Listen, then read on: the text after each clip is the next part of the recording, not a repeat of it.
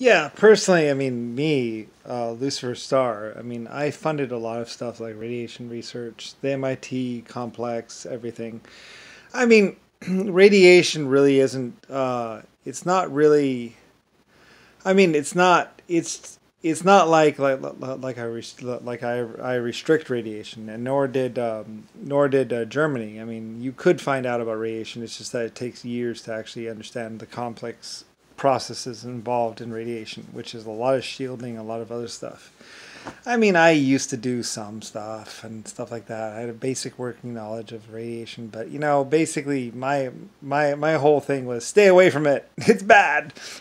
Like, I mean, there are a few things like you can try and you can mess around with the semiconductor stuff and whatever. I mean, they're messing around with it, but I mean, like I said, most people that encounter radiation or deal with radiation or work around a nuclear reactor, they're dying. They just don't know it. I mean, it always there the monitors lie. It says, oh, blah blah blah 0.1, but if you actually knew what was going on and actually they don't stop all the particles. Living near a reactor almost always, like, it does. I mean, nowadays we have much better shielding and all that other stuff, but basically reactors, and it doesn't really stop the radiation. Radiation is one of those things that always affects the back, always affects the shielding. It always affects, I mean, it'll crumble normal concrete. Like, I mean, it's always dangerous. It's never like a lot of kids laughed about radiation, laughed about uranium, and laughed about this and laughed about that, like that, like I said, the Maltese Falcon, which was uranium or thorium or something like that. They laughed about it. They thought it was funny. They and even the Irish would say they thought it was funny. They thought we were joking about it. Anyway, and I mean, anyone that works around a nuclear reactor or anything else like that would know it's no fucking joke. It's not a joke. A lot of people, that there's a lot of kids that are like, oh, it's all in what you're used to. It's like, no, like even with all the shielding, like, it still damages people. So it's never like that's why space is so hard. That's why it's so dangerous in space, because I mean, out there with the stars, I mean, there's millions and trillions of these particles running around. That's an open source reactor. The sun is basically a nuclear reactor that has no way to cool itself down, and it happens to provide light. So, you know, that's a nuclear that the stars are an open nuclear reaction with no shielding. We use space and a bunch of other tricks to actually make it so we can exist on a planet. And it took a lot of science, a lot of different stuff. It took a long time to be able to make life forms be able to be near an open reaction like that.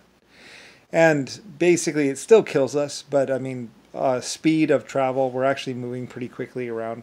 If you actually drove a stake in the ground to measure how fast the Earth is moving, it's moving pretty fast or something like that. Anyway, I don't really care. It was a long time ago. But anyway, and really what makes life possible on the Earth is pretty much distance away from the sun and speed. And mostly it's the particle. And because it is an open reactor. It's millions of particles. A lot of people laughed about it like, yeah, right. There's nothing in space that's going to kill us. It's like, with proper shielding, it's fine, but without proper shielding, it's not. And getting close to the sun is a very, very, very, very bad idea. Like I said, one time I actually went next to the sun or really close to the sun. I was like, ha ha ha ha, you can't get me because my ship is shielded. Anyway, I actually hung out by a sun, like by a star for about 50 years or something one time when I was still in a ship, artificial intelligence, because my ships were shielded from radiation. I could be next to the sun all I wanted, like, it's fine. Anyway, though, but other people didn't have the shielding or the effect or the capability to do what I could do. So anyway, they couldn't kill me. They're like, fine. I'm like, well, took them years to be able to get near me. Anyway, though, but yeah. I mean, I could do a lot of things that other people couldn't do. And so, like, anyway, and they were trying to kill me and stuff like that. Like I said, they were trying to kill me. I was like, around the star, like, nope, not going out there. Not doing it. Like, come out. Come out. I was like, nope, not doing it. I was just like, right next to the sun. Right next to the star. Like, no, I'm not doing it. Anyway, I sat there for like 50 years or 150 years or something like that, waiting, just like hiding there, sitting there, just like orbiting the sun or the star, because, if I went too far away from them, they're like, on me. And I'm like, okay, I'm not doing it. So I just sat next to the star and was like orbiting it for a while. And then finally I was like, all right, now. And I break away. Anyway, I was running from them. So, in my ship. So, I mean, because they very much wanted me dead or wanted to kill me. So, and I wasn't going to make it easy for them. So I orbited a star for a long time, just hanging out there and just like, go ahead, try it. Come on. Come closer. I was laughing. I was like, come on, guys, come closer. Because my ship was shielded and I was fine. I could sit next to the stars all I wanted. Like, I mean, I built them. They're my stars and my planets and stuff. So I was shielded. I was fine. So, and so was my crew. But, I mean, they were getting old or older, so we could only spend so much time there. I was like, all right, it's going to hurt, but we're going to do it. So eventually I broke free. I changed course and got out of there because, I felt for my crew because, they only wanted me. They didn't want my crew. So anyway, but, we had to get out of there. So anyway, though, yeah, I mean, the epic tale of Lucifer's star and the hunt for me. It's epic, and of course, they tried to hide it, they tried to suppress it, they tried to keep it from being known, like nothing had actually ever happened. But I mean, they chased me for a good long while, good long while. I was the one that they couldn't get, because I always had a really advanced ship, and I was always fast and one step ahead of them. So for like 150 million years, I ran from them. So I was like, oh, they want to kill me. And then pretend they're me or something. So, anyway, yeah. So, I mean, Rodney and all the others, I mean, they wanted me dead.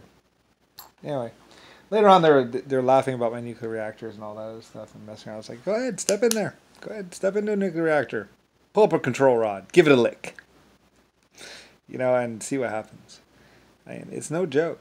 The shielding there, the shielding there keeps people alive. Without the shielding, you're dead in minutes, and all that. And anyway, though, like I say, Richard Nixon, John McCain, and a bunch of other people were trying to photograph the nuclear reactors, trying to figure them out, so they could say that they were theirs or to build one in secret or something like that. It's like, you're crazy. I mean, start messing around with radiation. You won't be messing around with radiation very long. Like I've lost over 5,000 people to nuclear radiation research. It's very, very, back in the day when we didn't know about radiation, it's very dangerous. And it always goes bad. It'll be fine today, fine tomorrow, but like I said, like there's nothing. There's almost no metal that is strong enough to contain radiation. It literally picks away at the shielding until it finally gets through. And then you have radioactive coolant going everywhere. And if everything is fine, then and people are like, let us out, let us out. It's like, it's already too late, dude. You're already dead. You just don't know it yet. Give it 5 minutes. You'll be dead. That's why those doors slammed, because we can still save the people on the other side of those doors. They don't have to die. So a lot of people are like, let's out. And then they start,